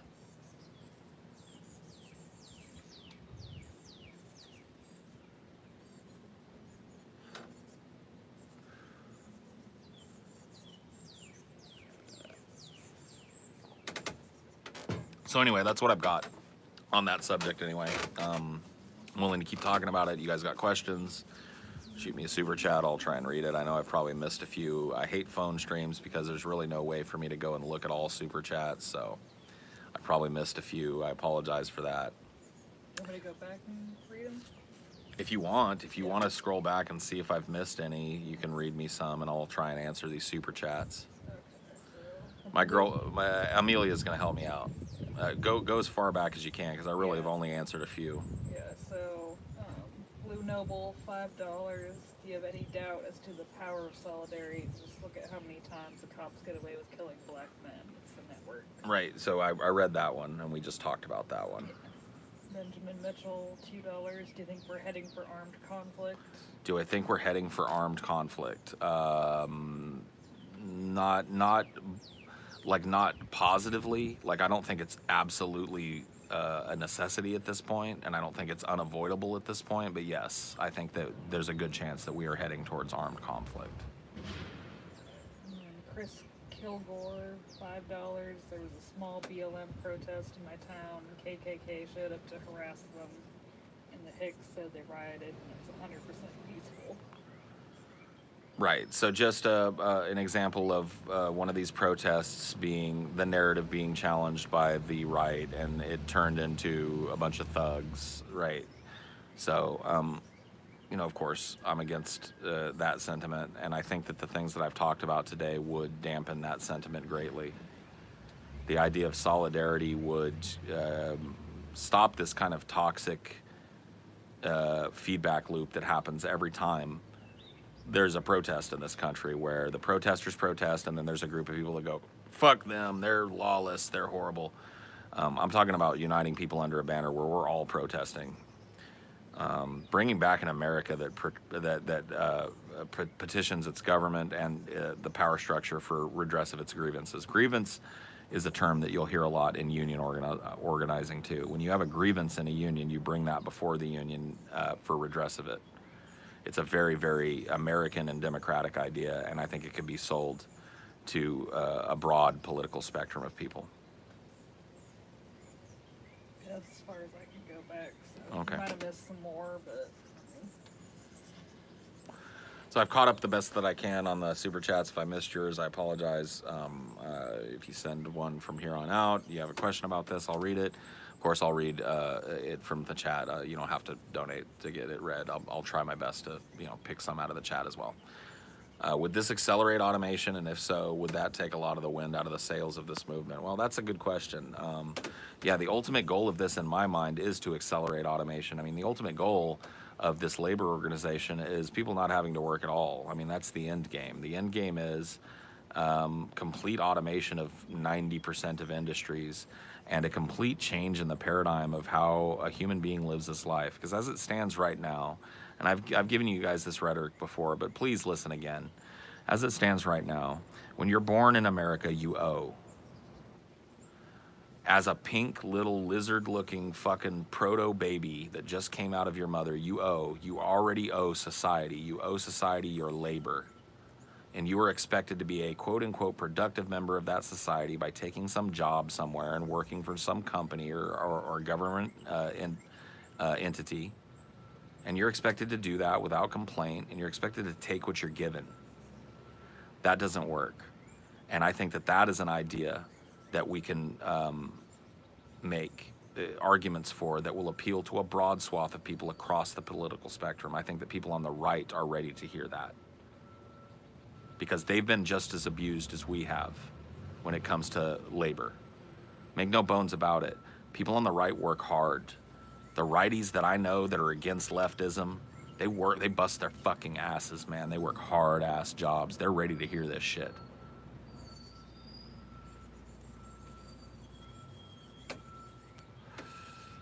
Will there be any currency in your utopia? Absolutely not. I'm for the abolishment of all capital and currency as a form, all forms of trade. For the replacement of those flawed and competitive paradigms with a resource-based economy that distributes resources equally to people as they are needed. We live on a planet that has more than enough natural resources and space, as long as we take care of it properly and extract them properly, to sustain us for a very long time and put us in the position where we can start looking at being a spacefaring species and shit. That's my ultimate goal. And in order to do that, capital has to be abolished. If capital is abolished, there's nothing to keep you working. So yes, the ultimate goal of this movement is nobody has to work if they don't want to. Now people still will. This idea that if you have a society like that, it'll just be a bunch of, Wall-E people running around in their fat little floaty chairs and drinking big Slurpees all the time is silly.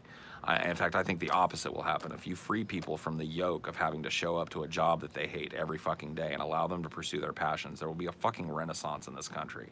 I mean, you can just look at during the lockdown, like people couldn't work and they're still being just Right. it's backwards. Damn, that was a good catch. Almost lit a filter.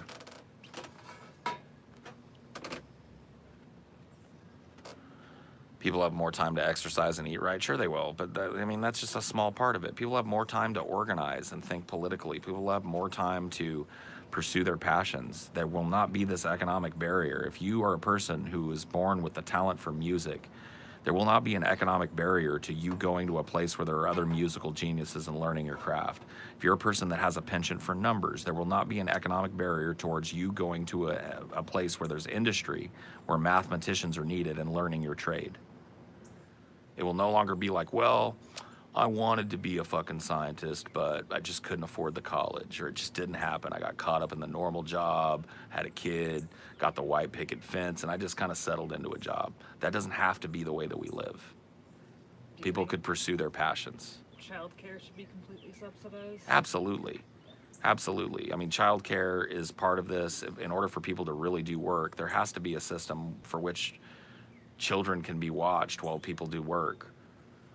We have to keep breeding as a species. If we don't, then, well, that's another political position we could talk about, antinatalism. I'm not an antinatalist. I don't really relish the idea of people popping out kids, but they're going to keep doing it. And so, yeah, of course, yeah. Childcare, 100% free, subsidized, easily attainable. And once again, another area where it'll require people that have a passion for that to work. There are tons of people out there that love children, that love to nourish the minds of children. Well, there'll be daycare workers and educators that'll be needed in this world.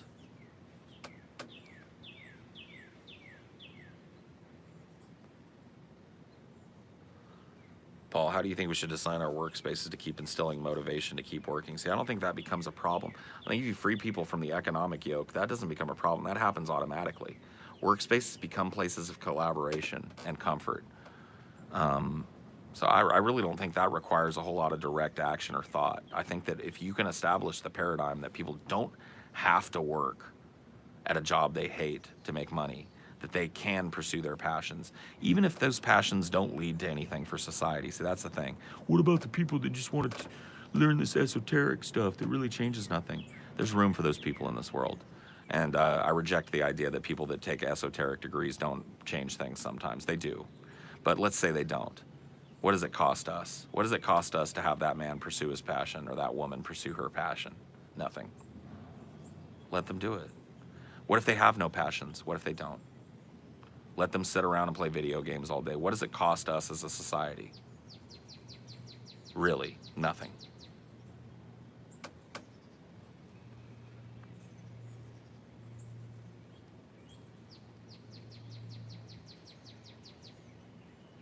It's so insignificant that people that do literally nothing their whole life. Absolutely, it's so insignificant. And I firmly believe, and I'll back this up with every fiber of my argumentative ability, that would not be your average person. Your average person would not go, oh, thank goodness I live in a post-scarcity world. I don't have to do anything. Let me just check out and get fat and watch fucking Desperate Housewives all day. I reject the idea that would happen. I think for the most part, people would be liberated. Like I said, I think there would be a fucking renaissance, unlike humanity has ever seen, of creative thought and invention and progress for humanity. And like people saying like, oh, who's going to do the shitty jobs? It's like that's the goal of automation, is to eliminate the need for anyone to pick up trash or Right. farm or whatever. That's a good point. It came up in the chat. Thank you for catching it. Who's going to work the shitty jobs? Nobody. The idea is, within this labor movement that we're talking about, one of the things that we push is automation. See, that was another problem with the labor movement, is that they fought automation as if it was their foe, because it meant that they lost their jobs. Well, at a certain point, this labor movement that I'm talking about is going to have to get over that fear. And it will start moving towards, there should be no human being doing this job. There should be no human being doing the job that my mother did. Driving a broken down forklift down a ramp that is not up to spec, that's way too steep, way too high of a grade, into a dark, steamy basement to move around big vats filled with lava in the dark and steam. There should not be a human being doing that. A robot at this point could easily do that. We might not be quite there yet, but we are on the cusp, ladies and gentlemen, of being able to replace most industries with mechanical entities. Including lawyers and doctors. Lawyers, doctors are not exempt from this. AI development is going to allow you to get better legal advice from a machine than you would get from a fucking public defender. Lawyers, doctors, truck drivers, these kind of capitalistic industries that are so stable are going to disappear. And a lot of people go like, well, then what will people do? And the answer to that question to me is painfully obvious. They'll do things that are actually creative. They'll invent better ways of automating things. They will do things that machines can't do. They'll engage in the more human arts. Acting will become a thing. The arts will become a thing. Music will become a thing again that's pursued professionally and seriously by people. Green space architecture. Actually, like, working on saving animals and stuff. A lot of people are passionate about that, but don't have the time or resources. Right. Well, there you go.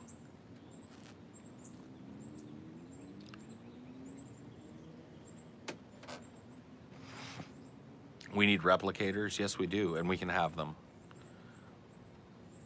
I genuinely believe we can have them. What would the reward be for working? What would incentivize people for work over not working? I'm just playing devil's advocate here. The work itself is incentive. When you're allowed to pursue your passions, and I'm very lucky that at various times in my life, including this current period of my life, I'm a very fortunate person because I get to work a job in which I pursue at least part of my passion. Now, my passions are a little broader than what I'm able to present to you guys on Deep Fat Fried, but they all, my real genuine passion is performance.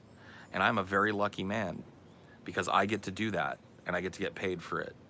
Now, I have to jump through hoops that I don't necessarily like. My job sucks sometimes, but ultimately I get to pursue my passion. And if I wasn't getting paid for this, as long as my basic needs were taken care of, I'd still be here doing it. So that should answer your question. Passion itself is its own motivator. When people are freed from the yoke of having to work a shitty retail job to pay their bills and allowed to pursue their passions, the passion and the work itself that's its own motivator for those types of people. Some people won't be motivated. There will be people that do little to nothing with their lives. There's plenty of room for those people on the planet. They too will benefit from the work of others. And I have no problem with that. Most people are not there yet, but I think a case can be made if we can change the way that people look at work and look at labor and look at the value of their labor and their time.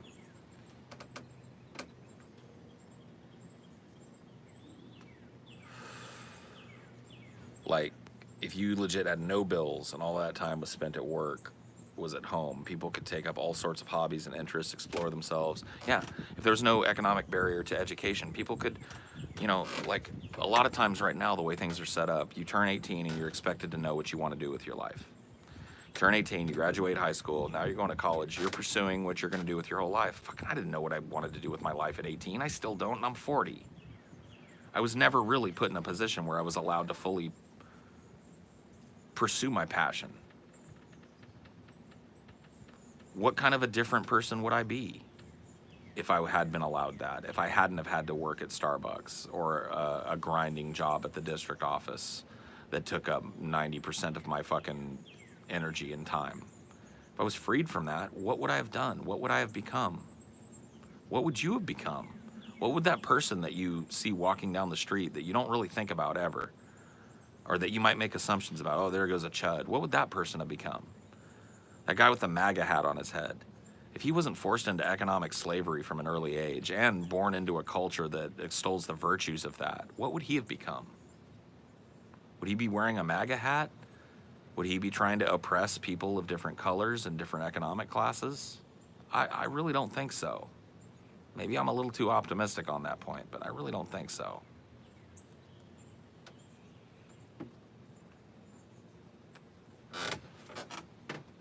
Not for most of them. I have one more of these. Yep, I'm gonna have one more of these, and then my battery is gonna run out. So, last call for alcohol. I'm at about 15%. That gives me 30 minutes or so max. Chain smoking indeed, man.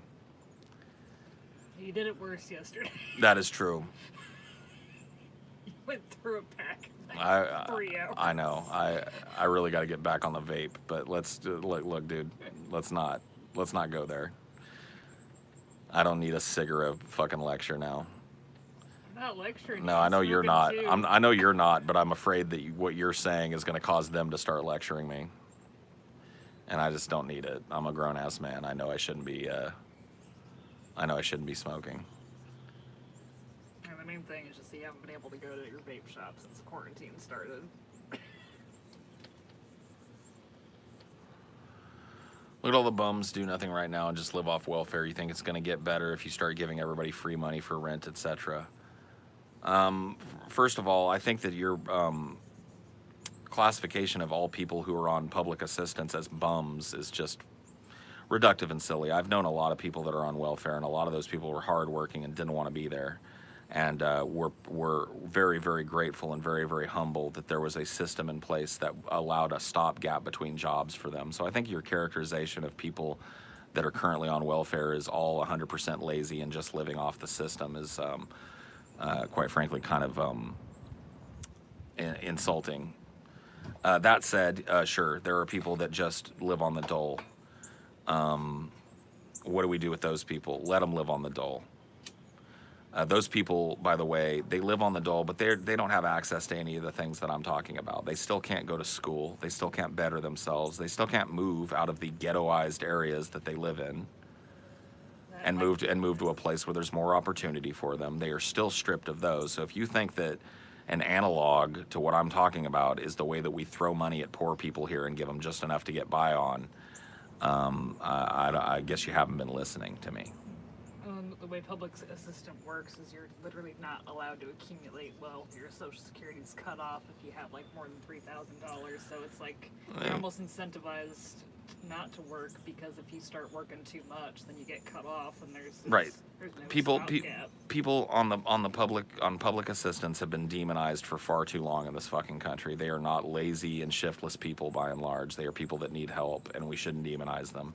And we definitely shouldn't look at public assistance as it exists, especially in America, as an analog to the post-capitalist society that I'm talking about. I'm not talking about just sprinkling enough money on people so that they can live, but giving them nothing else and letting them fester and rot in ghettos and generationally rely on welfare.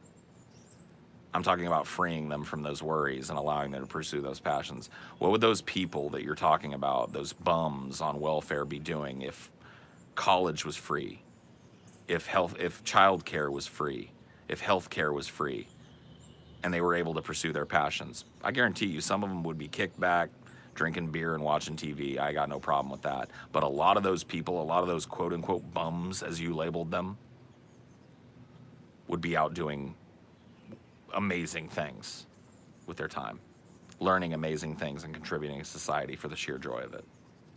I mean, there's some people too that like they're good workers, but they can only do it so many hours at a time. So like where there's no pressure to work 40 hours a week, if you could just do like a couple hours a week, right, it'd still be helpful. Absolutely. So hope that answers your question. Our country's public assistance is a half measure, only offer food stamps, disability, and rent assistance. Public assistance should include healthcare and education. We should get rid of the idea of public assistance and just establish a baseline UBI. That's step one. And I mean, that's a really good first step towards a post-capitalist economy. But a genuine UBI that frees people from economic worry would be a good step into liberating people. But we got to go farther than that. Education has to be free. Freedom of travel has to be accessible. People have to be able to move around and be with the like minds that they need to be with in order to learn their craft and create great things. So UBI is a good step, but it needs to be more than that. It needs to come with more than that. I was saying, like, if college is free, then they should have good grades and high IQ. And it's like, college isn't the end all be all. Some people, they're pressured into going to college because that's what they're told they have to do to make enough money Right. to survive. College is not for everybody. There will be people, you know, in this hypothetical society I'm talking about that never go to college. That's just not what they pursue. Or they try it for a little bit. It's not for them. Yeah. So the sunk And cost there's room. fallacy, then Right. They don't have to be in that place where it's like I'm fucking 3 semesters in and this is not for me, but I've already put in all this money, so I may as well put in the rest of the money. That just doesn't exist anymore. You go to school, you find like-minded people, you find a subject that interests you, and if you get through it and you decide, you know what, this is not for me, you stop, and there's no economic detriment for that. You can go on to another passion, or you can check out and just kind of kick back for a while. You can take a vacation, whatever it is you want to do. This idea that we all have to be chained to the yoke, I don't buy it, and I don't believe in it. who pays the teachers? I mean, they're going to be provided for like everyone else. Let me tell you something. The teachers, teaching is a passionate profession and should be. The best teachers are teachers that do the job not because they get a paycheck, but because they love watching children grow and blossom and learn things. There are plenty of those types of people working in education right now. They're stomped on because they're underpaid and their unions are weak and they're not taken care of as laborers and workers, and a lot of them get jaded because of that. But this idea that there wouldn't be people passionate about watching little people grow into big people and helping them along that journey, and that they would need the profit motive to do that, I think is silly. Yeah, like there's good teachers, but like they literally have to end up working a second or third job just to survive.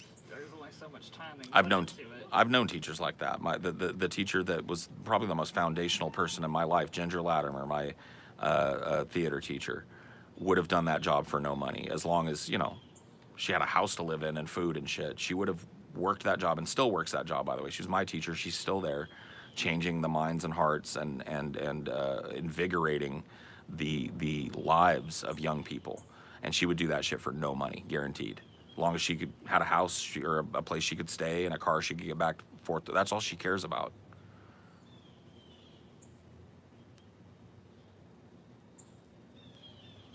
And I knew a lot of teachers like that. So I don't buy this idea that, oh, well, who's going to pay the teachers? Nobody. Nobody. The teachers won't need to be paid. There will be passionate people taking care of your children's education. And they'll do it for the love of doing it. Beyond that too, like making education free, like having all the resources, all the textbooks, all the academic papers accessible to everyone. Some people would learn better that way than... Yep.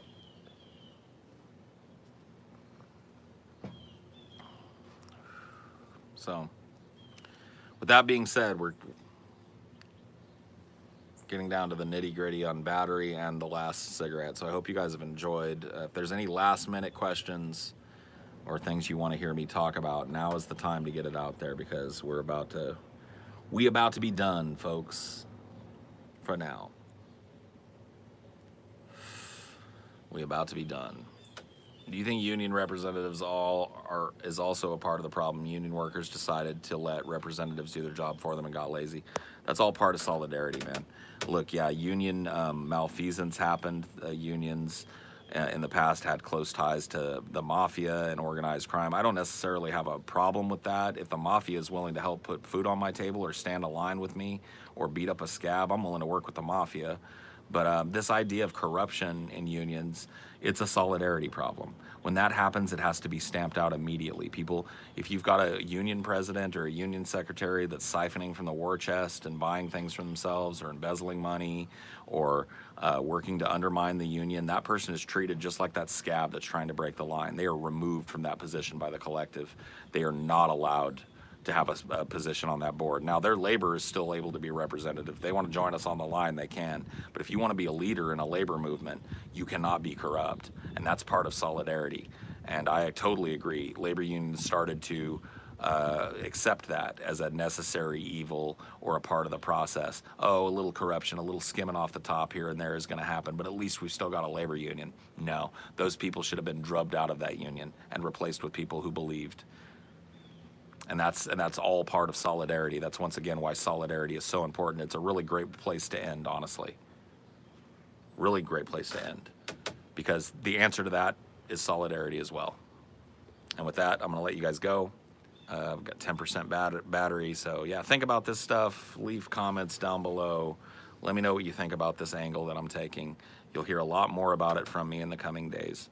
This is kind of my new thing, so this is my new angle. So let me know what you guys think. Come up with some questions. We'll talk later. We'll talk another time. Yeah, have fun. Bye.